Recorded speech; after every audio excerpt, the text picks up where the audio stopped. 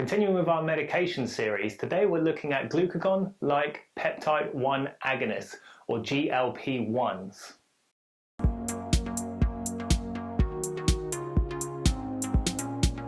GLP-1s are a type of hormone your body produces naturally after you eat food, and this class of hormones are known as incretins.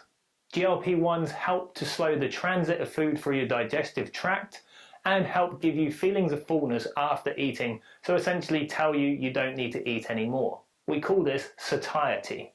A GLP-1 medication is an injectable therapy. The very first GLP-1 therapies were daily injections, sometimes needing to be twice a day. However, over recent years, these medications have become more potent, and therefore the hormone lasts longer in your body once injected. Therefore, newer preparations only need to be injected once a week. GLP-1s are mostly used in type 2 diabetes and come by many different names and brands.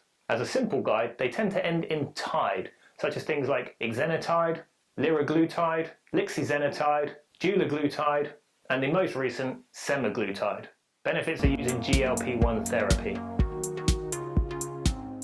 GLP-1s are quite effective at lowering your glucose levels. You can expect a drop in your HbA1c by 1 to 2% in old money, which equates to about an 11 or 22 millimole per mole drop. But GLP-1s have several benefits extending beyond glucose. Because GLP-1s slow the digestion and absorption of food, they help to reduce the post-meal glucose levels you might see after eating a carbohydrate-containing meal, because essentially you have less carbohydrate entering your body at any given time.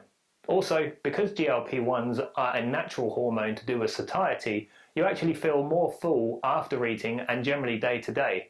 Therefore, they have a very good weight loss effect, particularly with the newer preparations. In fact, the newer preparations such as semaglutide, you can expect to lose up to 7 kilograms, which is about 1 stone if you're based in the UK. Some types of these medications even have beneficial effects to your cardiovascular system, so it really extends beyond the realms of just diabetes, although cardiovascular health and diabetes are always intrinsically linked.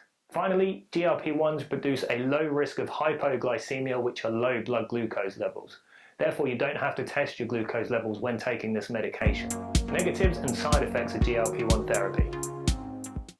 There are some downsides though. The most common side effect is people feel sick and nauseous. You can also get some gastrointestinal discomfort, which can be quite upsetting for some people. However, some health professionals will argue that if you're experiencing a little bit of nausea and some gastrointestinal discomfort, it shows you're a responder to the medication and you should persist with it and see if the symptoms start to subside over time. However, if they do not start to subside over a long period, it might be that we need to reduce the dose or find an alternative. In severe cases, once starting GLP-1 therapy, you might experience severe diarrhea or vomiting, in which case this would be an indication to stop the medication, when not to use GLP-1 therapy. Like most diabetes medication, caution needs to be practiced if you have renal impairment. The newer preparations, to be fair, can be used well into advanced renal disease, but caution should probably still be practiced. If you suffer with pancreatic problems, endocrine neoplasms, or thyroid cancer, this could be a reason to stop the medication.